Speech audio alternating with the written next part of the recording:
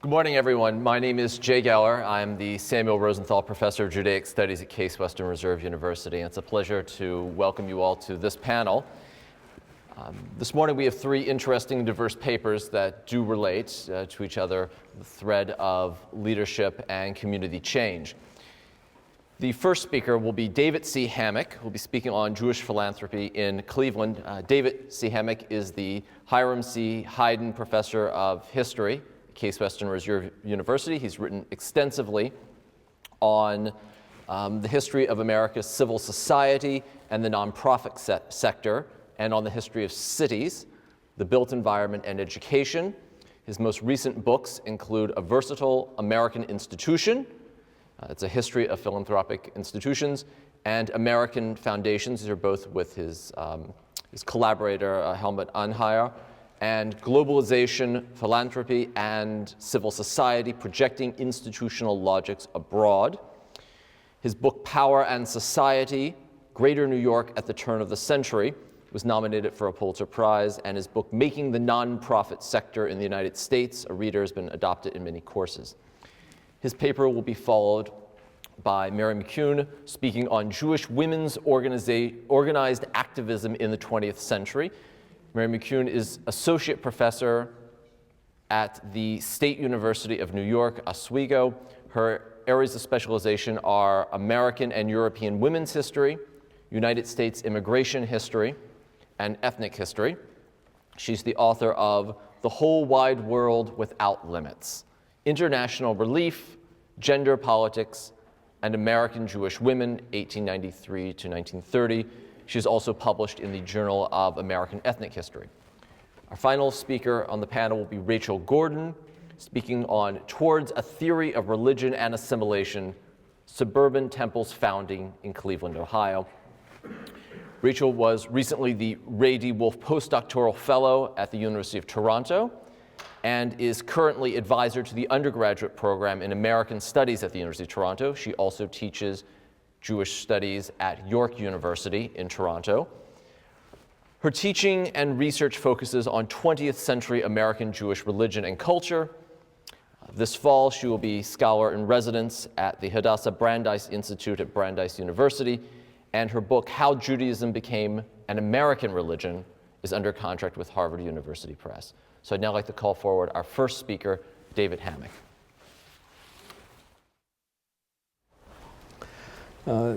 Thanks, Jay. And like everyone else, I want to thank all those who were involved in organizing this conference and bringing together this terrific group of people. I've learned a lot, and I know I'll learn a lot more the rest of this morning.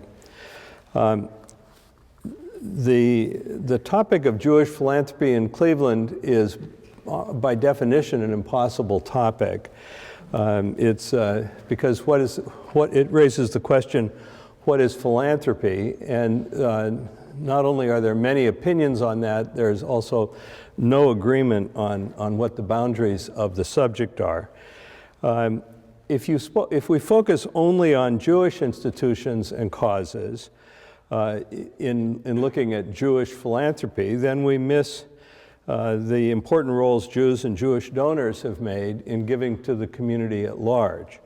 If we focus only on giving to the poor, we fail to note giving designated to achieve many purposes, which are important purposes in philanthropic effort, and not only under the American legal system, but in the entire history of philanthropy. In the Christian tradition, there's a distinction between the corporal mercies or corporal charities, giving to relieve immediate physical need, and then giving for spiritual mercies or spiritual charities, which includes sustaining the fabric of the church, the institutions that educate, that focus on central beliefs. And this tradition can clearly be found in Deuteronomy. This distinction can clearly be found in the Torah as well. It's required to give for the support of the priests and the temple, as well as to give for the support of widows and orphans. And so the institutional infrastructure calls for attention, as well as giving simply to relieve immediate need. Well, that means that the boundaries are very difficult to draw, and so it's too big a project. I think in Cleveland it may be useful to start also by referring to interaction between Jewish and Christian giving traditions, and one of the texts I like for that purpose is a statement by Cotton Mather, whose descendants had to do with the Cleveland steel industry. Cotton Mather wrote Essays to Do Good in 1710, and in that book he wrote, "God forbid that a Christian faith should not come up to a Jewish. There is a memorable passage in the Jewish records of a gentleman of whose bounty many people every day received reliefs and succors. One day he asked, 'Well, what do our people say today?' And they told him, 'Why, the people that partook of your kindnesses and services, and then they blessed you fervently.' 'Did they so?' said he. 'Then I shall have no great reward for this day.' Another day he asked, 'Well, and what say our people now?' They told him, 'Alas, good sir, the people enjoyed your kindnesses today, and when all was done, they did nothing but rail at you.' 'Indeed,' said he, 'now for this day I am sure God will give me a good and great reward.'" So that's already the reputation of Jewish philanthropy in the Christian community in 1710, when the numbers of Jews in America was very small. So in thinking about what I might write about Jewish philanthropy in Cleveland, I'm thinking at the moment that I ought to focus on 4 topics. Jewish giving for Jewish institutions in Northeast Ohio and in the U.S. generally, Jewish giving for Jewish concerns outside the U.S., Jewish giving and engagement to shape the general institutions within which everyone operates in Northeast Ohio and in the U.S., and Jewish giving to open opportunity both for Jews and for others in the United States. So those are 4 broad topics, and one reason I want to lay them out here is to invite critique and suggestion of what I've left out, or have I truly made this so broad that nothing useful can be said about it. Let me say just a little bit about each of those 4 topics, what the story seems to me to be. So until the last years of the 19th century, as near as I've been able to find, and this is not something I've been able to research in great detail, so I'm sure there are people here who can enlighten me, but my sense is Jewish giving in Cleveland through the 19th century was strongly focused on building institutions for the Jewish community itself, building synagogues, building schools to educate children within Jewish tradition, building the great orphanage, building community centers to help, and job training programs to help newcomers to the community, Jewish newcomers to the community, learn what they needed to learn to be effective and contribute as part of the Cleveland community, and caring for the elderly, and eventually building a very great hospital. The Jewish Orphan Asylum that was built here served, of course, not only the local Jewish community, but the Jewish community, if I understand correctly, west of the Alleghenies, including Southerners as well as Northerners, built after the Civil War, in part to provide support for families of Jews who had had been injured or killed as soldiers on both sides of the Civil War. And it was built not only with local support, but also with national support. And I think that's an underexplored theme. A number of Cleveland Jewish institutions in the 19th century were in part supported with gifts from outside Northeast Ohio. A notable fortune was made in New Orleans and produced gifts to Jewish communities in many parts of the United States in the 19th century. And I think that was not the only example of that. That sort of thing is not celebrated that I've seen in the accounts of the Jewish community in Cleveland, but it was not only the labor and efforts of members of residents in Cleveland. It was pointed out yesterday, people would move to a city and then move to another city, so people have multiple connections and a sense of a Jewish community in the United States as a whole, with a number of important centers, of which Cleveland early became an important one. The story clearly gets more complicated from the 1890s on, as the population of the Jewish population of Cleveland becomes more and more diverse, and there's more strains of Judaism and perhaps strains within the Jewish community, and so the creation of Orthodox institutions and then debates within the community as to the relative place of Orthodox concerns in central institutions and the creation of more institutions to serve the different elements of the community. I think that's now what we've heard this morning. Another piece of the story is the Jewish community moves over time.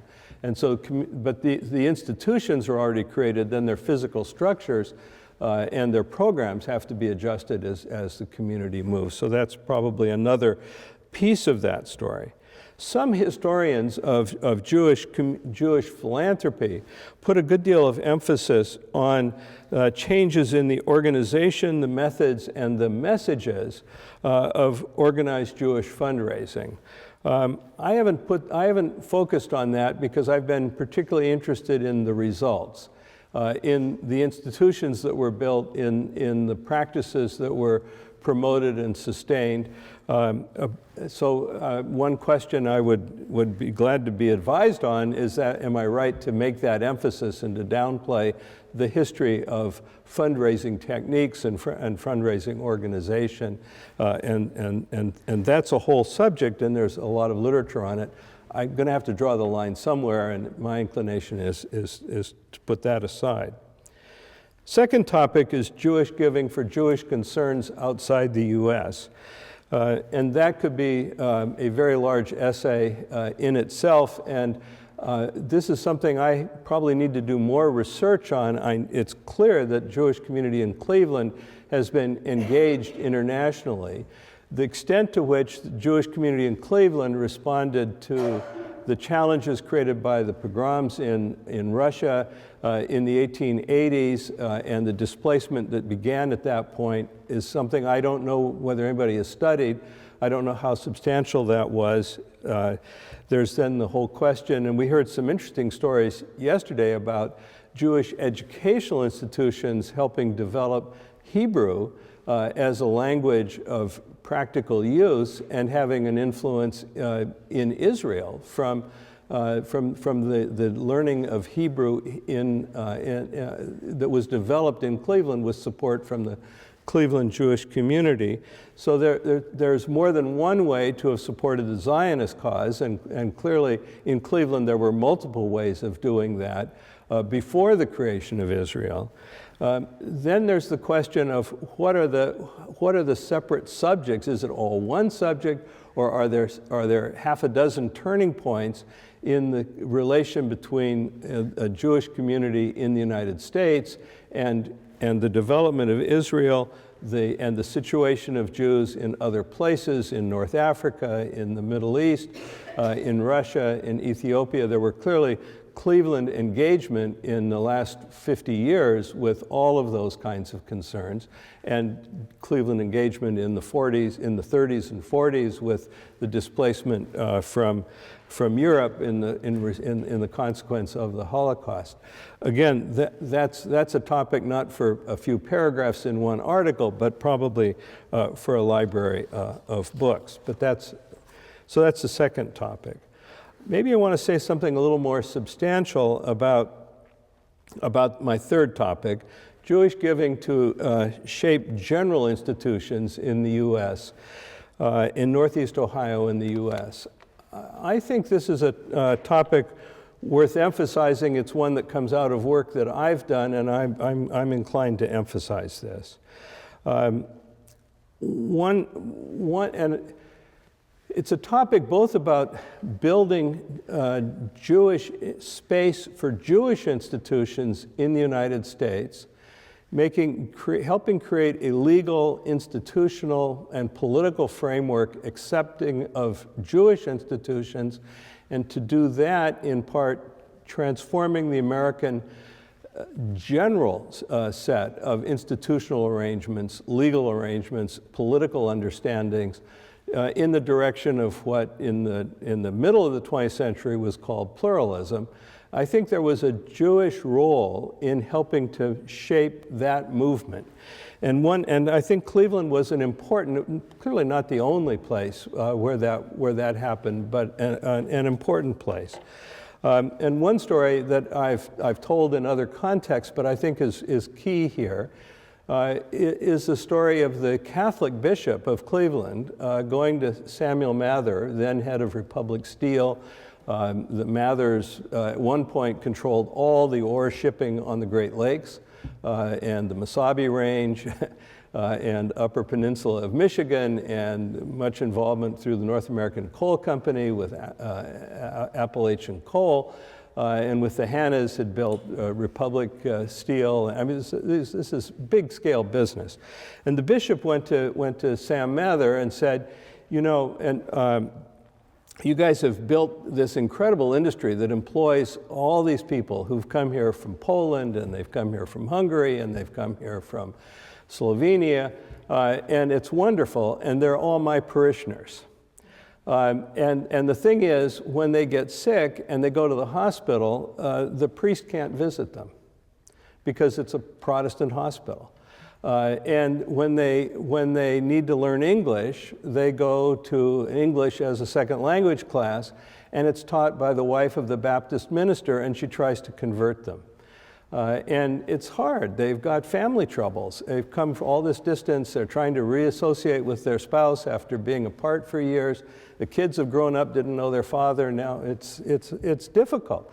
And when they go for family counseling, again, they're proselytized. And Mather's response, because he said all the Protestant social services are organized under the context of Christian outreach. But it's Protestant Christian outreach. And Mather said, Bishop, I'm glad you came directly to me with this question. It's absolutely important. And they went to Mather went to the Cleveland Chamber of Commerce and said, we have to do something about this. So they made Martin Marks, whose name appears in 5 generations, chair of the Committee on Benevolent Institutions of the Cleveland Chamber of Commerce, because he didn't have a dog in the Protestant Catholic fight. And if he couldn't come to the meeting, if there was snow and he couldn't get down from his house near 105th Street to downtown, the meeting didn't happen. And that committee met for 10 years and essentially invented the community chess movement. And they also were the context in which the Community Foundation was created. And when Steve Minter was head of the Cleveland Foundation, he once asked me, why does the Cleveland Foundation have a clause that says it doesn't support religious activity? Well, that's because of that committee in early 1900s that said the Protestants, in the context of that committee, said, you know what, we will separate our religious federation from the welfare federation. And we will support the Welfare Federation and make that an alliance with Catholic Charities and with the Jewish Welfare Federation. And we will all work together to cooperate in October or some month in the year when we will, the community chest will do its campaign. And by the late 20s, that was known almost as an oppressive reality in Cleveland. You gave. You didn't have a choice. You gave. And that was necessary, and I think in 1930, the community chest was funding half the cost of the hospitals in the city of Cleveland. Can you imagine? Now, they weren't able to do what they can do now, and there weren't as numerous, but there was Jewish involvement in the negotiations that created that complex of institutions, separate, so that you had Catholic, Protestant, and Jewish institutions accepted as it's legitimate, that's the way things ought to be, there should be, and then it's within each community to figure out how it organizes its institutions and its organizations. That, it seems to me that, now that was quicker and more comprehensively done in Cleveland, I think, than anywhere else. On the East Coast, institutions were so much more, had existed for so much longer, had endowments, it was much more complicated, even in a legal sense, to sort out and to try to separate these kinds of things. And then New York is such a huge thing in and of itself that the community chest didn't really take hold in Philadelphia, New York, New England. But it did take hold in other parts of the Midwest, and the Community Foundation, the same story. It was strong around the Great Lakes and then on the North Pacific, and not so much in most of the, it's only in the last 20 years that community foundations have become a significant factor south of the Ohio River. So it fit the realities here, and the Jewish community was at the center of creating this. It seems to me there was both self-interest in creating a context in which there would be clear space, legitimate space, important space for Jewish institutions, but there would also be space for others. And I think a related thing to this is Jewish involvement in the building of Catholic institutions at the same time. Significant contributions to John Carroll University and to other colleges that goes back to the wake of this decision. So this was not the vision of the United States that was held by the leaders of Protestant America, but they could accept it both because of changes in their own way of thinking, increased acceptance of science, and the multiplicity of Protestant denominations. So already there's this multiplicity, so okay, we can have different clusters of multiplicity, and then within each one, it's their own governance. It seems to me that was an important institutional innovation that was made by the legal thinking, by the contributions, by the business management, by the respect Jewish community leaders had with the rest of the community. All of that. So I've talked a long time about that. I want to just move on to a couple of other points. I think there was another institutional development that to my life has been really important. I met my wife, whose background is Jewish, teaching in Newton South High School in suburban Boston, one of the great public schools. Its first superintendent was Horace Mann in the 1830s and 40s, and when we were teaching there, about half of the people who were practice teaching in the state of Massachusetts were in the Newton Public Schools. It was an adjunct to the Harvard School of Education.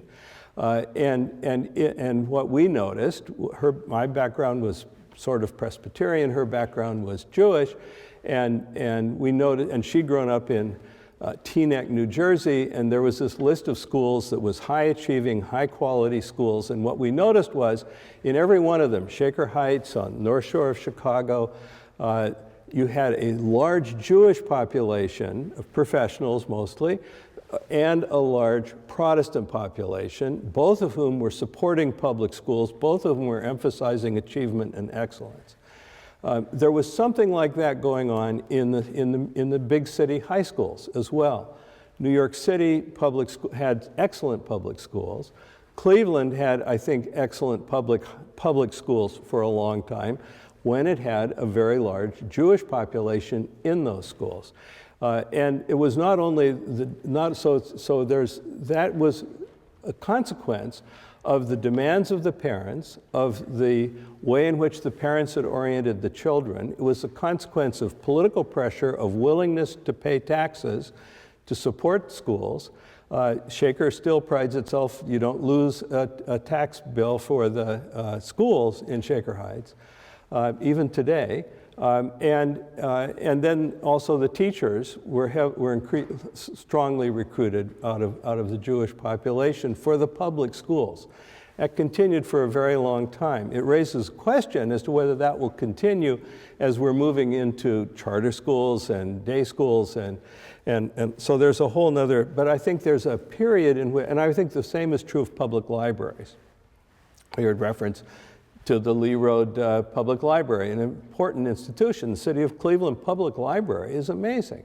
One of the 4 or 5 best, I think, in the United States. And that had something to do with who it was who lived in Cleveland and who so there's an institutional setting of high quality public institutions. I think the Jewish community had something to do with creating. Let me just briefly, I have to stop because I've talked already too long. The Jewish involvement with civil rights and with toleration and with reducing intergroup conflict is significant also. And let me just end with another point that picks up something Hasia Diner said yesterday about Jewish involvement in American politics. People have forgotten that I think, many people, that the chairman of the Republican County Committee for Cuyahoga County from about 1910 into the mid-1930s was Maurice Maschke, who was Jewish. And that's not unrelated to the fact that when Henry Ford tried to distribute his racist publication in Cleveland in the 1920s, the city council said no. And the Ku Klux Klan a few years earlier had said, we want to march in Cleveland. The city council of Cleveland said no. So that was not only a question of organizing the Anti-Defamation League, it was also a matter of holding office and working those two together. So that's not to say that it's a simple story or that there aren't lots of things on the other side, but those are the 4 points I wanted to make. So. Thank you.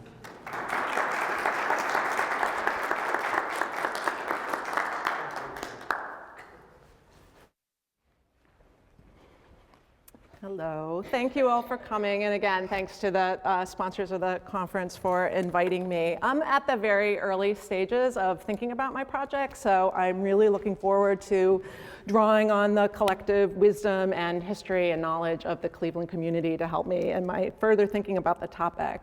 Today I'm going to talk a little bit about some of the themes and issues and interests that I had in my past work and my current work, and then talk a little bit about some of the topics that I'm thinking about looking at in this chapter, and then conclude with talking about the archival collections that I've been exploring in the past and will in the present here at the Western Reserve Historical Society. So my earlier work dealt with the organized relief activities of American Jewish women during World War I and during the 1920s. It soon became a study, though, of American Jewish identity and the key role that gender played in the development of that identity. So I remain interested in questions of identity and how identities formed, both individually, organizationally, in terms of a city, and nationally, collectively. I'm currently working on a project that looks at the Irene Kaufman Settlement House in Pittsburgh, which was in the Hill District, and how that institution changed when Jews began to move out of the Hill District to Squirrel Hill and other places in Pittsburgh. During that same time period, starting with the Great Migration of World War I, the Hill became a largely African-American neighborhood. So in both projects, I was interested and am interested in what motivates people to join organizations, to found organizations, to create them, and what those organizations mean. I'm also interested in exploring the ways in which boundaries are constructed in the development of those group identities and how they change over time.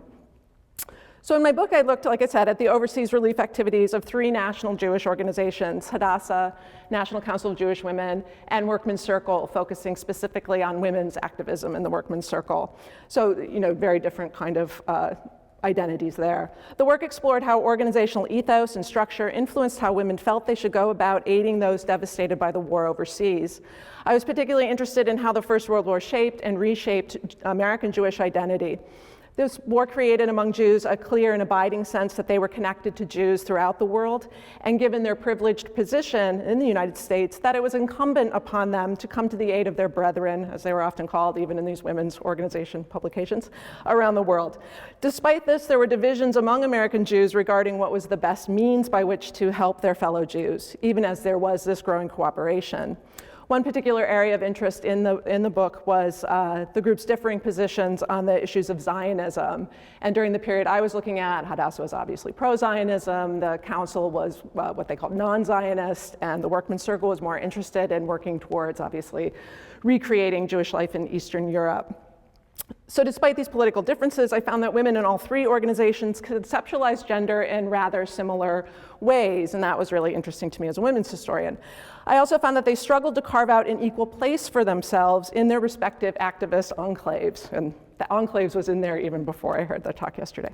Leaders in all 3 of the groups encountered difficulty in dealing with men, finding out that the male leadership all too frequently suggested that women assume fundraising roles and leave directional issues to them. We'll lead the organization, but you guys are really good at, raising money. This occurred even in the Workmen's Circle, a group that was clearly established with a commitment to gender equality. So each of these groups engaged in gender separatism to a greater or lesser degree as a means by which to build organizational strength and to assume leadership positions for women. Women found that they needed to have control over their own organization, and particularly in Hadassah's case, over their own finances. They really resisted letting the ZOA control those finances as a way to, again, create the space for themselves to lead. So in the 1920s, for example, the male-led Zionist movement sought to relegate, this on a national level, sought to relegate Hadassah to a secondary supportive position in the American movement, despite the fact that by that point, the women's group had far more members than the general organization. Hadassah leaders fought vociferously to control their own finances and their own fate. And even in the Workmen's Circle, I found in the 1920s, women began to form ladies' auxiliaries, women's auxiliaries, and they often stated for the similar purposes, that they really didn't feel like their voices were being heard in the movement itself, and they needed these spaces. I'm just recalling now a quick anecdote about organizational publication from men's point of view, resisting the presence of these ladies' auxiliaries at the national conferences, because prior to this was a place where men would go to get away from their wives, right? So they were not happy about that. So my new project turns attention away from national, international events to consider what happens at the city level. So I mentioned, people call it the IKES, the Irene Kaufman Settlement. But the larger project will explore what happens to neighborhood associations, similar to the papers we heard, in the wake of population outmigration and the in-migration of other groups. Excuse me. I'll say a couple of words about that institution that I've looked at most closely to this point, which is the IKES. Founded in 1895 to aid the influx of Jewish immigrants coming to Pittsburgh, the IKES was forced to re-examine its mission and its own identity as more Jews began to leave the neighborhood and more African Americans arrived. The IKES was ostensibly open to everybody, but records indicated that African Americans participated in the settlement in only limited ways and were not allowed to become full members, official full members, card-carrying members, until the late 1940s. In the meantime, the Jews of Pittsburgh began to create an identity that was not bound by neighborhood. While many Jews did move to a new neighborhood, particularly Squirrel Hill, and also to a lesser extent the East End, the institution that they founded in the years following World War II was the Jewish Community Center of Greater Pittsburgh, so an institution that was not bounded by geographical boundaries, but by a different sort of identity. The Ikes was ultimately turned over to the African American community and merged with other groups. It became the community organization called Hill House in 1964, and that still exists to this day. What I'm particularly interested in exploring in the chapter for this project is in that project, is the shift away from an identity rooted in neighborhood and actual physical space to a sense of community as being one that transcends physical space. And once again, the world wars had much to do with accelerating that, with the Great Migration, obviously, of African Americans. So in concert with that, concerns over assimilation, and we were just talking about problems with using the words assimilation, in concert with concerns over assimilation and continued anti-Semitism in mid-century US, many people involved in recreational and settlement work were prompted to turn toward Jewish programming for youth, changing the context and structure of some of the earlier programs that we saw in the particularly late 19th, early 20th century Ikes. So even as policies at the Ikes changed to include African Americans into the 1940s, community members were growing increasingly distant from their neighbors, not just sort of physically, but also in terms of what their concerns were and what their concerns were for youth and children. So at the same time that these debates were continuing over the future direction of the Ikes, staff and parents of young people in Squirrel Hill in East End, where the Jews had moved, expressed concern that their children were not dating, the words they used, but were rather hanging out. And we mentioned pools earlier. One of the concerns was they're hanging out at this Highland Park pool, which is one of these massive New Deal era pools. So they indicating that they seem to want, some greater control over who their children were interacting with and how they were going about establishing relationships. Parents also felt that young people were not growing up with a strong sense of Jewish identity and were even developing, again, quote, inferiority complexes as a Jewish minority, particularly in the East End. So there's a greater population in Squirrel Hill, particularly in the East End where Jews were a smaller population. So again, this contributed to the development of a community center based on Jewish identity rather than on one based on a sense of a neighborhood or a community in that sense. So my thinking about organized activism and community institutions influence how I'm approaching the Cleveland paper, although of course I'm going to let those sources speak to me and guide the development of the project. So I propose to study the organized activism in Cleveland Jewish women, focusing particularly on local chapters of national organizations. The article will explore contributions that these chapters made to the developments of the national organization's agendas and activities, as well as projects and priorities these groups spearheaded in Cleveland itself. I'd like to examine areas of cooperation among the groups and areas of divergence. Considering the interests that guide my own work and looking at the finding guides for the groups, which I'll talk about in a moment, I've identified some preliminary themes that I'm going to focus on initially. So one is, how did each of the groups conceptualize Jewish identity? Did the ideas about Jewish identity change over time? How are ideas about collective organizational Jewish identity influenced by work with other groups in the community and on the national level, and by events occurring at the city, national, and even international levels?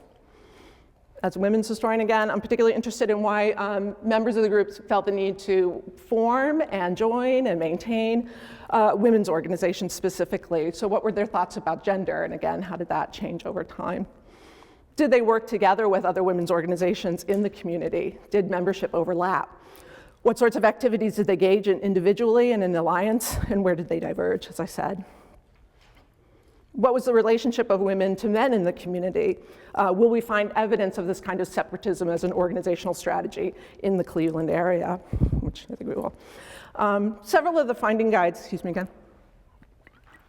mentioned declining enrollment, and Rebede's organization sought to offset this. So which organizations thrived and why? What was happening that led to membership decline? And I'll say a little bit more about this when I talk about the collections, but there is this drop-off in the 1920s. And so again, I saw this on the national level as well, particularly with Hadassah and Council, about concern about how to get young women interested in these groups, particularly as women tend to be moving into kind of mixed-sex organization in the 1920s. And then finally, how do these groups react to and negotiate the rise of second-wave feminism, particularly Jewish feminism? So I'm sure there are other themes that seminar members might suggest and others in the community might suggest, and I'd be happy to hear your thoughts.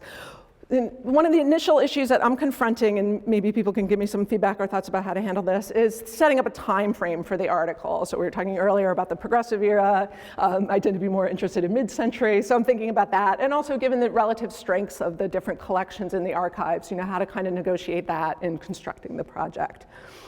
So let me talk about some of the the finding guides and the groups that I'm thinking about looking at. Maybe people have other suggestions.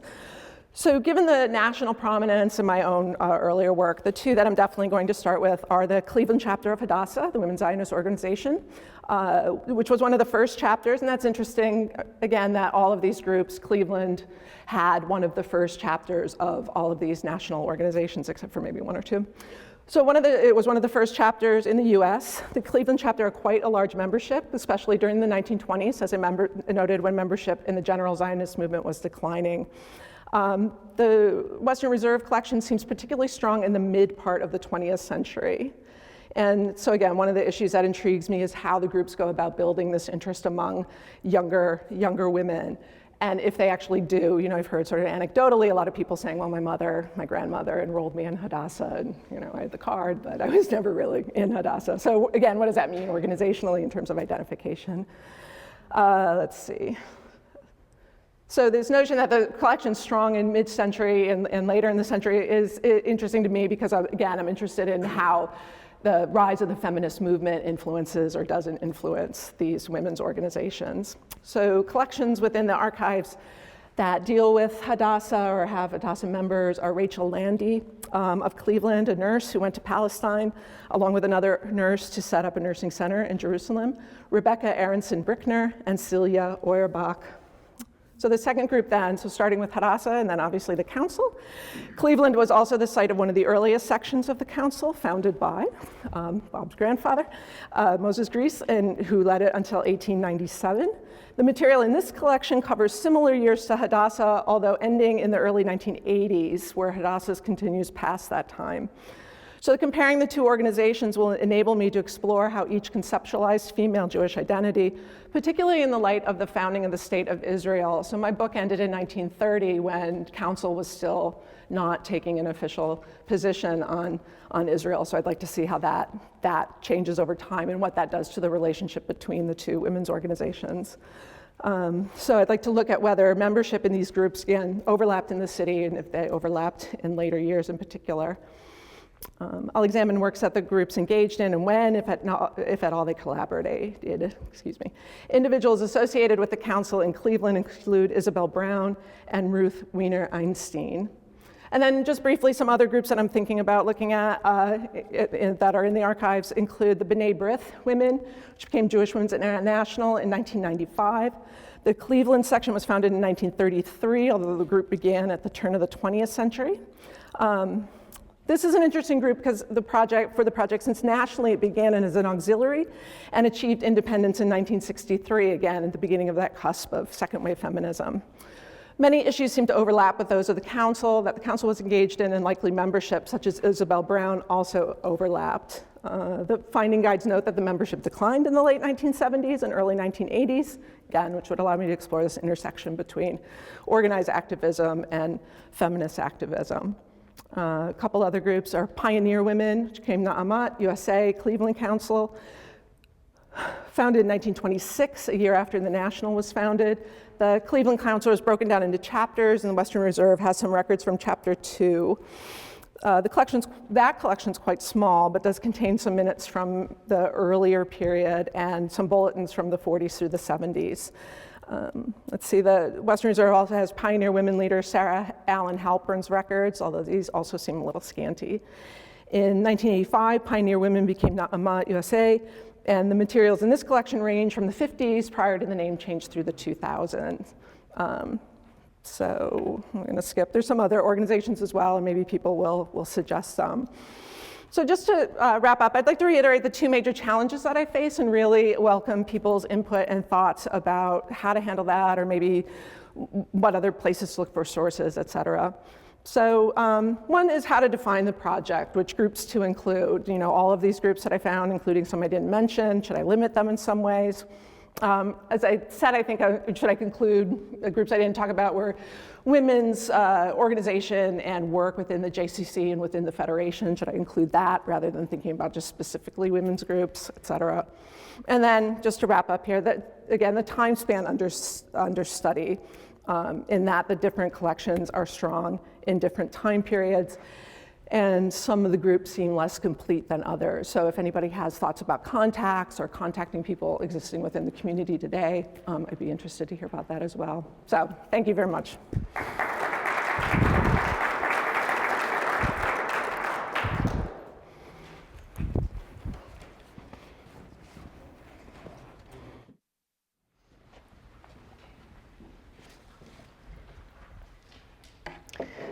Thank you so much, Sean Martin and John Grabowski, for inviting me to be part of this program on the Jews of Cleveland. One of the reasons this is exciting to me is that I'm in the midst of writing a book about post-World War II American Judaism. It's called How Judaism Became an American Religion. And that title might change, but the thesis, I think, will stay the same.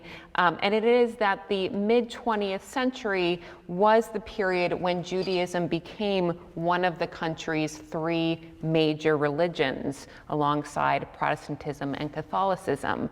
So I think most of us are pretty familiar with this shift. We know about the rise of Judeo-Christian discourse in the late 1940s and 50s. We know about the boom of suburban building in suburbs like Cleveland. We're familiar with the talk of the brotherhood of man under God that was heard a lot during the war and after, and of talk of Judaism as America's third faith, as though Jews were actually 1/3 of the American population. So in a way, it was an incredible idea that despite their tiny numbers, Judaism was suddenly, really rather quickly, when we consider the status of Jews in the beginning of the 1940s, that they were suddenly considered one of the three major American religions in the immediate post-World War II era. So my book is seeking to ask, how and why does this sudden post-war change occur in American culture? And what I'm describing here was a post-war shift that did not happen in other countries.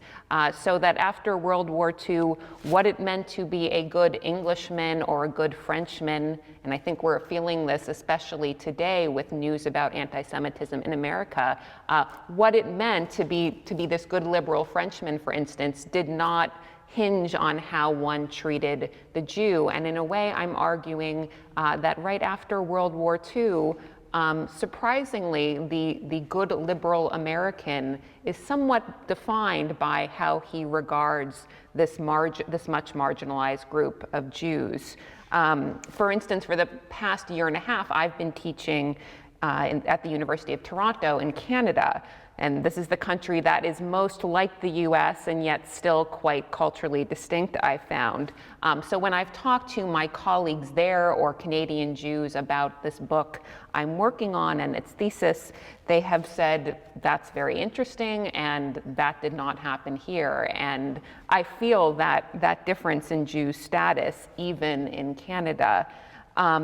So the rapid rise of Jews and Judaism in the late 1940s and in the post-war years was an American phenomenon. I think historians today often resist the language of exceptionalism because it can sound like hubris and that we think Americans are special people.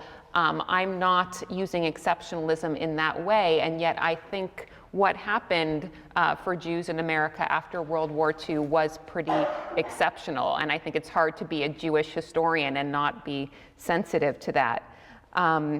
So World War II and the involvement of Jewish soldiers, as the historian Deborah Dash Moore has shown, was one of the influences that had a profound effect on how Jews and non-Jews perceived the Jewish religion. So too did the war itself.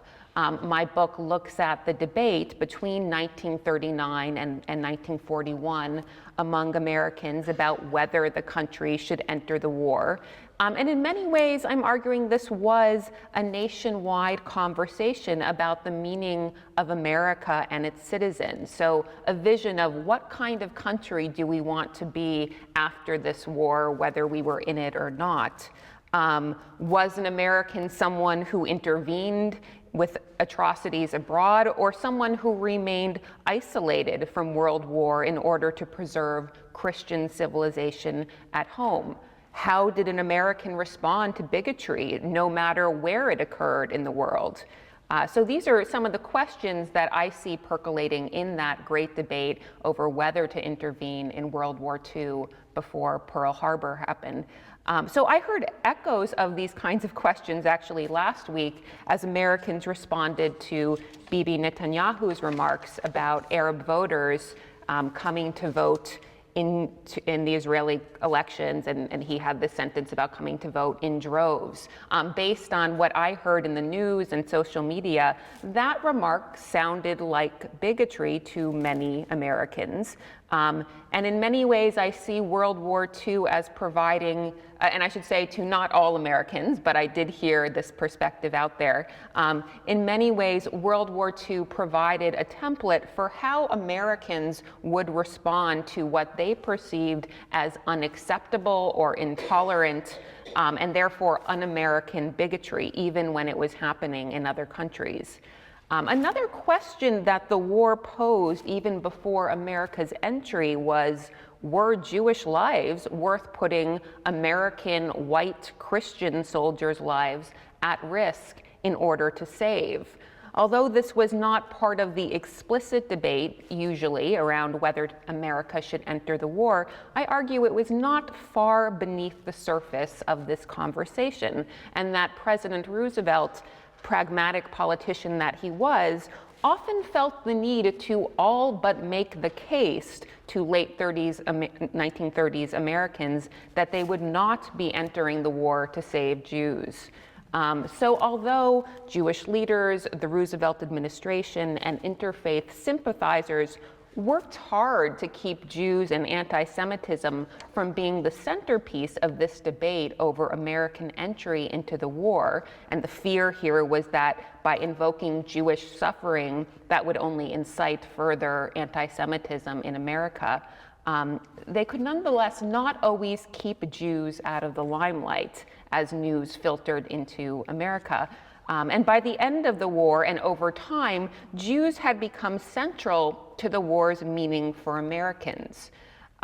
So in other words, a group that few had wanted to admit were the main victims of the war for fear of losing American interest or sympathy for the war cause, had come over time to represent America's goodness or rightness for having entered and won the war. The right side of history had shifted as a result of war, and by the end, America and Jews were on the right side, and anti-Semitism, as well as other religious and racial bigotry, and the Nazis were on the wrong side. So yesterday, I think it was Haji Diner who spoke some about using American Jewish history as not only that old way of doing it where we talk about Jewish contributions to America and we make a list of all the great Jews who have done something wonderful in this country, but to also think about how Jews have affected American culture and a more interactive dynamic relationship, and so that Jews too are affected by American culture. So I am saying at this mid-century moment, Jews do come to influence American culture in spite of, and perhaps because of, their formerly marginalized status. In a way, Jews become the first in a series of marginalized groups that America defines the good American through. They are to be followed by African Americans, women, other people of color, gays and lesbians. But it is a rather quick shift from the early 1940s to the end of that decade, where America is changing how it regards its relationship should be to Jews. Also, another feature of the mid-century moment that changes the status of Jews in Judaism, and this is something that Hasia Diner has shown in her work, is the way memorializing the victims of the Holocaust became a practice that was integrated into what it meant to be an American, and it translated into how Americans memorialized victims of other wars and genocides after. So in this book, In Progress, I discuss other factors leading to the post-war transformation by which Judaism became an American religion. And some of these factors include suburbanization, Jewish entry into the middle class, which of course made them much more acceptable fellow citizens, and the Cold War, which was a period when what it meant to be an American was somewhat defined by belonging to something that was considered a legitimate religion. So what does all of this have to do with Cleveland Jews? Well, my book is more of an intellectual history than an examination of on-the-ground changes that resulted in this shift in status of Jews in Judaism. And for that reason, I was eager for the chance to look at a community with a rich Jewish history before, during, and after the era with which I'm primarily concerned. And so Cleveland and the suburban temple in particular gives me that opportunity. I'm one of the participants who's at the start of my research, and I'm in the process of arranging my visit to the Historical Society and archive here. So I'm hoping that during that visit too, I'll have the chance to speak with more Cleveland community members with ties or memories to this period, which I've gotten to do a little bit in these couple of days. But Suburban Temple is of interest to me as a cultural historian because it was established in the post-war years in 1948. And as a result of the community members' discussion about religious education that was important to its founding. So, in other words, the religious shaping of a post-war generation of young American Jews was central to the temple's mission. I'm also intrigued by the initial membership limit of 250 members, and I've talked with some of you about what motivated that desire to stay small and what they were reacting against. And it's still it's somewhat interesting to me why bigger did not seem better at that point, because we think of these huge synagogues that were being built in the immediate post-war era, and it seemed like that was generally the style. So I guess my question is, how countercultural were the suburban temple founders being in the desire for this close-knit community? To some extent, and so I should say that the temple then did expand beyond the 250 members. They increased what they were willing to allow. And so to some extent, Suburban Temple seems to be the kind of synagogue that was formed for ideological reasons, but yielded to the reality of Jewish life in Cleveland Heights. And so for that reason, I'm interested in the aspirations of its founders in creating a new post-war American Jewish community, and how the founders adapted those goals, those initial dreams of what this new congregation would be, to accommodate actual Jewish life in Cleveland. As a historian looking at mid-20th century American Jews, it's hard, if not impossible, not to be influenced by my own contemporary understanding of Jewish identity. My understanding of Jewish identity today does no doubt influence the kinds of questions I ask about 1940s and 1950s Jews. Nonetheless, my real goal, as in most of my work, is to try to better answer the question, what was it like to be a Jew at a certain time and in a certain place? So here it's, how was Jewishness experienced in 1940s and 1950s Cleveland? As someone who teaches the 20th century American Jewish experience, I often tell the story of change in this century as what it meant to be Jewish, shifting from race at the start of the 20th century to religion at mid-century, and that's where much of my work focuses, and then on to culture at the end of the 20th century, and that is where we are today. This is also what the Pew survey of 2 years ago found as well, that most younger Jews especially were more likely to affiliate with Jewishness as a culture than as a religion. Another way I sometimes talk with students about the changing meaning of Jewishness in America is to think about the very development of this term we use so frequently, Jewish identity. And it's a term that was not in frequent use until the late 1960s, which leads students to ask, in the absence of talk about Jewish identity, how was Jewishness talked about or experienced before the last third of the 20th century? I then often show students discourse from the 1920s and 30s, things written by Jewish rabbis and writers, that actually uses the metaphor of, I find these metaphors of illness, tragedy, burden, handicap, to describe the experience of being Jewish in America. One of the most important American Jewish thinkers of the 20th century, the Rabbi Mordechai Kaplan, began his 1934 magnum opus, Judaism as a Civilization, with this idea when he wrote, quote, "Before the beginning of the 19th century, all Jews regarded Judaism as a privilege. Since then, most Jews have come to regard it as a burden." And then Kaplan went on to quote from another American Jewish writer whose name was Harry Wolfson.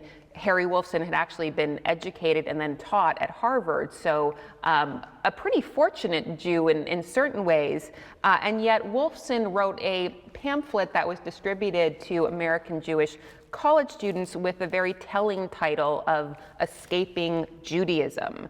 And at that point in his life, Wolfson, who had grown up in a very religious setting, believed that the only dignified posture for American Jews was one of resignation to their fate. And so he wrote in this pamphlet being distributed to young Jews, quote, "All men are not born equal," he wrote. "Some are born blind, some deaf, some lame, and some are born Jews."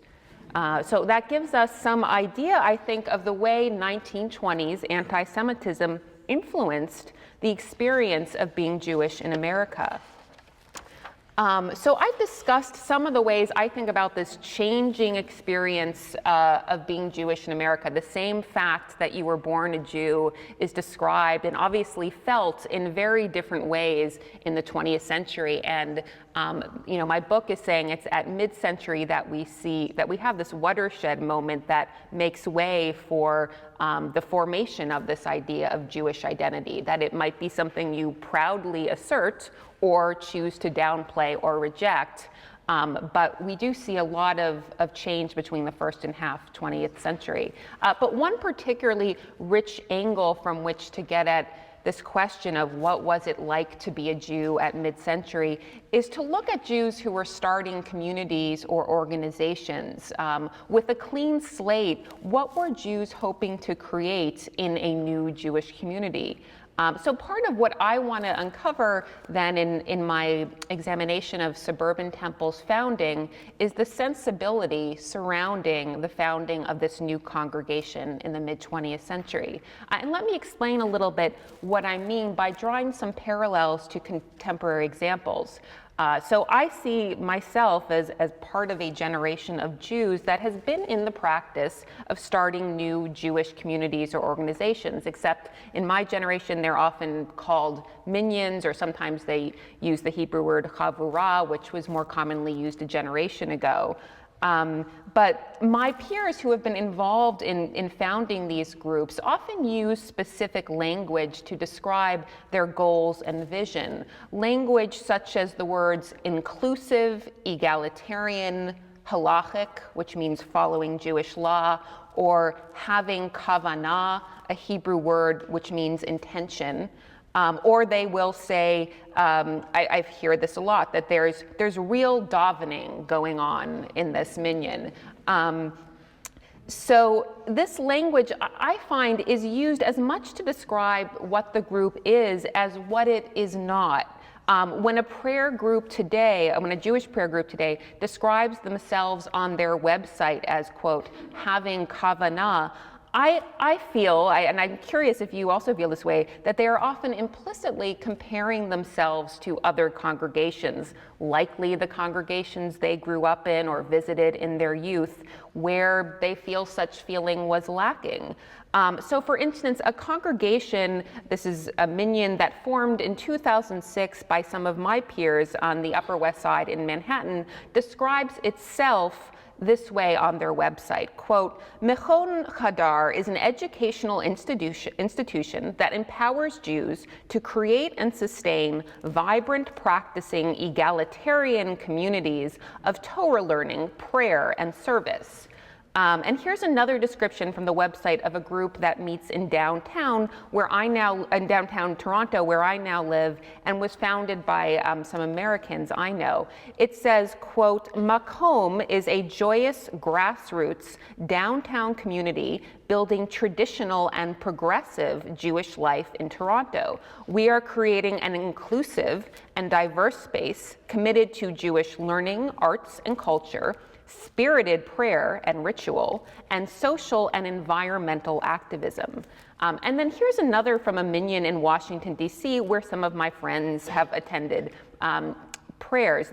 It says, quote, we seek to create an environment that will welcome, enrich, and challenge people of all ages from all backgrounds and with all levels of familiarity with Jewish texts and rituals. Our hope is that this young community will provide an inviting space for the members of the DC community to share their ideas, their aspirations, and their prayers. As a lay-led community, the Minyan derives its strength and its warmth from you. So as I said, I don't know if it's just me and the fact that I've had conversations with some of the people who helped found these groups and know something about their own upbringing. But I find these mission statements and language to be both a statement of positive values as well as a reaction to the congregations of their past.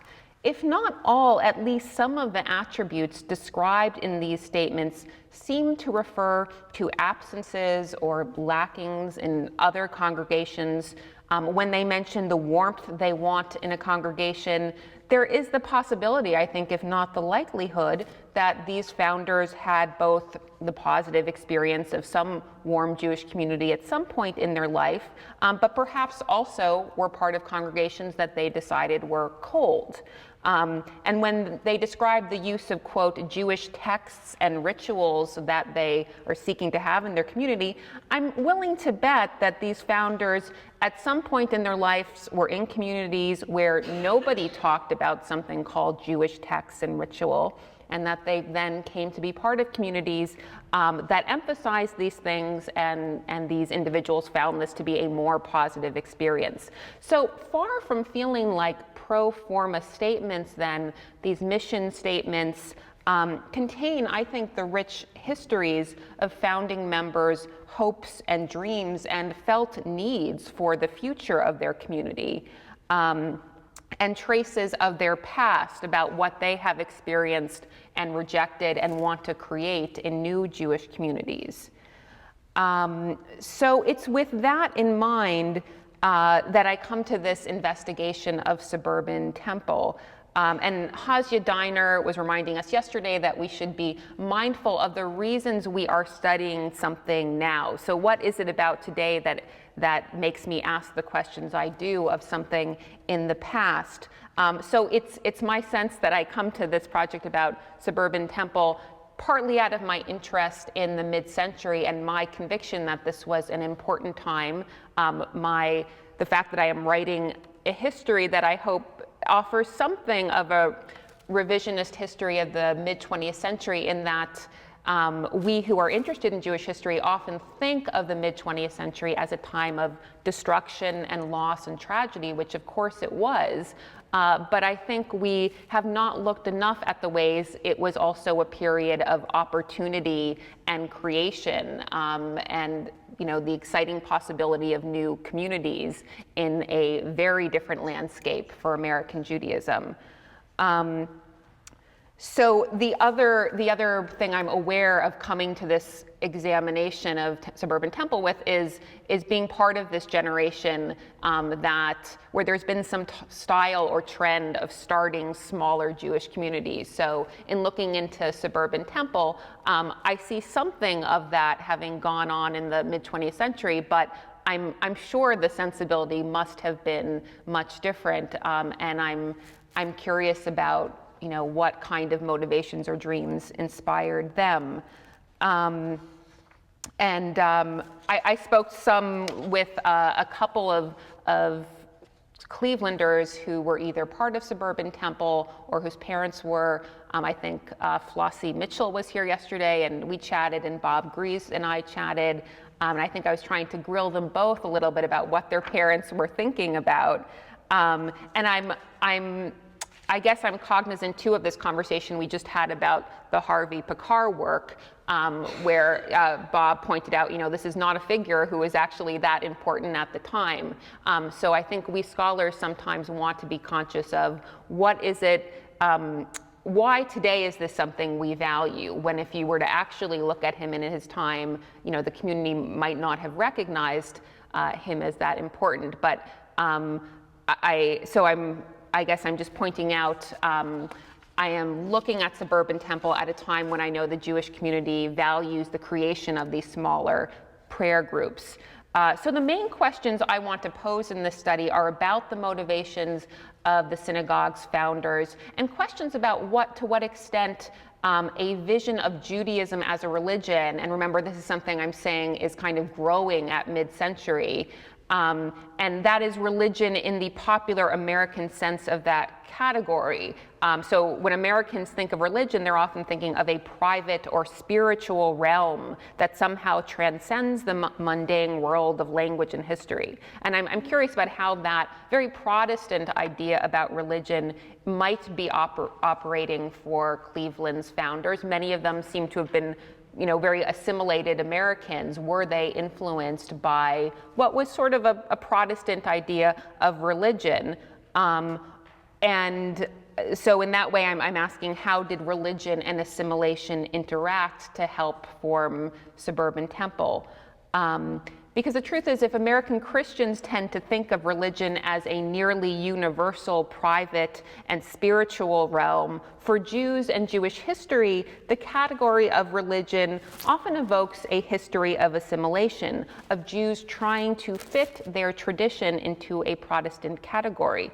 In this way, we might see religion as something that sort of belongs to Christians and to which other groups like Jews have tried to accommodate themselves in order to better fit into a Christian majority culture. We're familiar with this kind of history of Jews and religion from the Emancipation era of Jewish history in Europe, but I'm suggesting that it might apply to the mid-20th century and Cold War American Jewish history, as Jews sought to harmonize their Jewishness with American ideas about what constituted American citizenship. And again, that Cold War idea was that if you're an American, you better have a religion and you don't want to come off as seeming godless. So in contrast to that kind of straitjacket of religion that I'm sort of questioning how much were Jews trying to fit into that to seem American, Jews have always understood Judaism to be religion plus. Judaism is religion and culture and peoplehood, community and nation. So the mid-20th century was a period when American Jews felt the pressure to try to more neatly fit into the group, the category of religion. So the other influence on suburban temple founders was the roots of their classical Reform Judaism.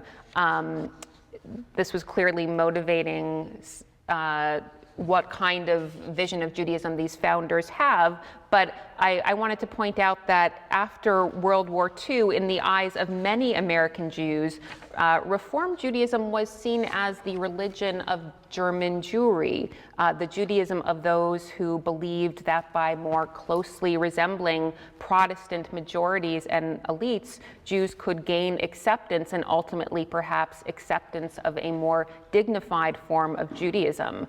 Many felt World War II had proven that to be a mistaken belief. So I find in my research for my book, I have some prominent rabbis from the East Coast, more who are not Reform and who are writing about Reform as sort of the mistaken path. And that's what I mean by Reform seeming a bit up for trial after World War II, as in that vision didn't work out so well. So these are, I see my time is about up, but these are some of the questions that I'm hoping to answer in my examination of Suburban Temple. Thank you.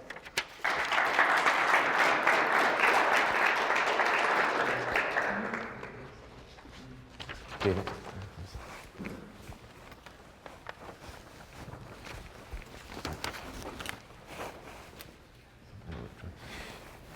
First of all, I'd like to thank the three panelists for their thought-provoking and speculative presentations on the history of Cleveland Jewry. And I know that those of us who live here and participate in the community can see echoes of the past in today's Jewish community.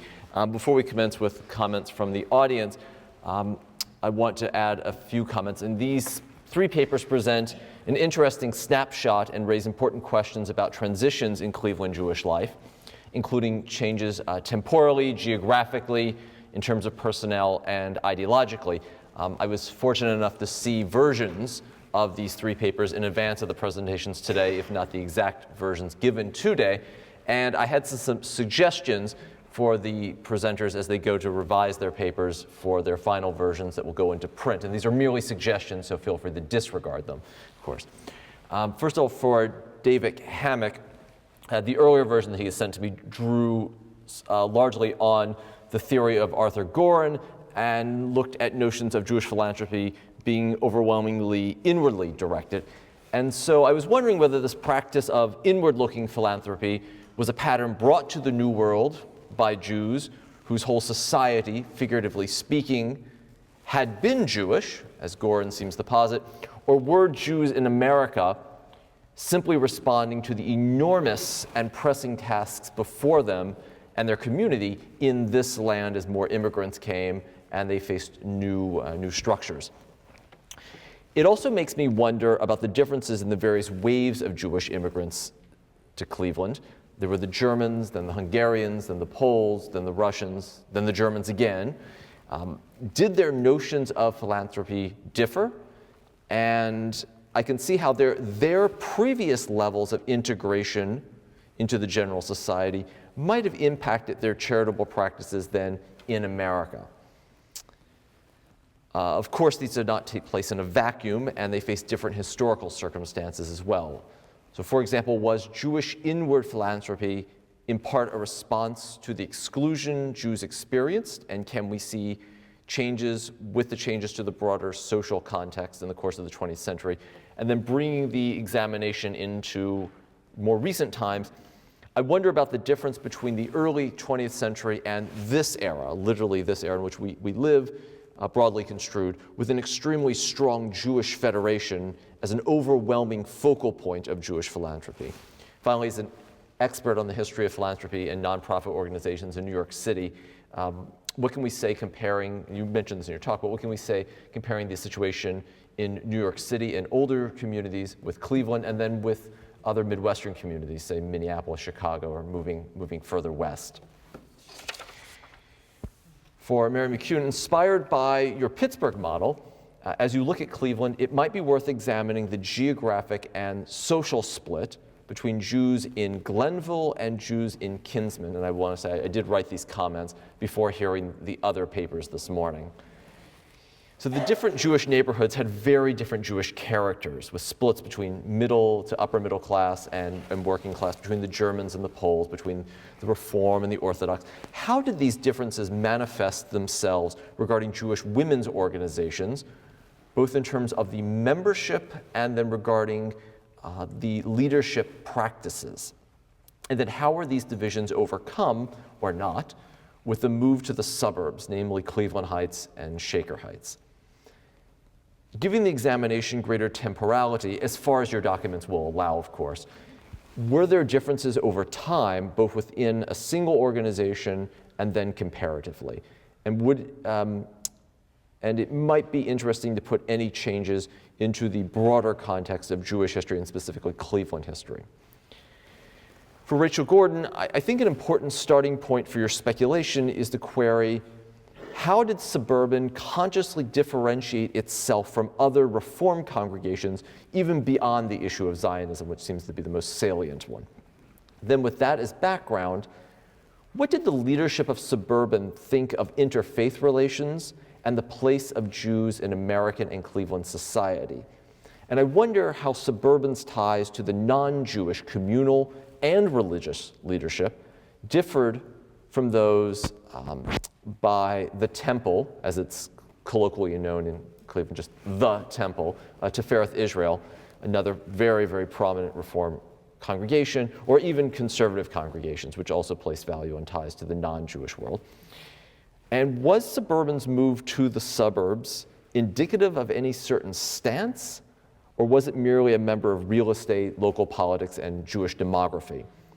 And finally, whatever you find out about the founding in the early years of suburban, I wonder if there was a shift in the temple and the temple's culture in the second generation as Reform Judaism itself changes, the relationship to Zionism changes, the relationship to the wider world changes. This is for Dr. Hammack.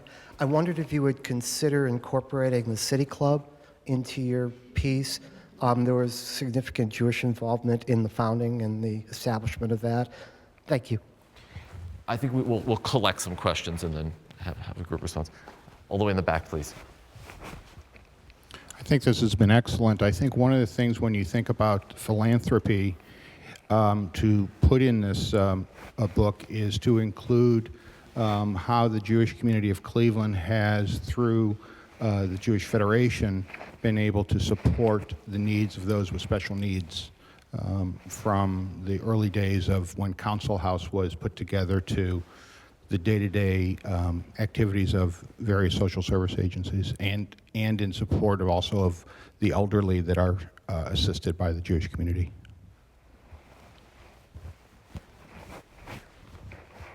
Yeah, question for Rachel, or a thought about the founding of suburban. Whether the move of the Jewish community from some of the older Jewish communities into Beechwood, which was not very Jewish at the time, and maybe had some ambivalence, that there was a political reason for saying, well, we're small, we're going to be right at the border, we're not going to really disrupt Beechwood that much, and that the politics may have played a role as well as the other things you mentioned. And this is for Rachel also. A couple of things. First of all, you should consider institutionally that for pre-war Cleveland synagogues and temples, bigger was better. The temple, certainly, and also the Jewish Center on Shea Emet had enormous buildings that housed. The Jewish Center's capacity was something like 2,000, and apparently, consistently, they got over 1,000 a week. So that the gold standard was huge.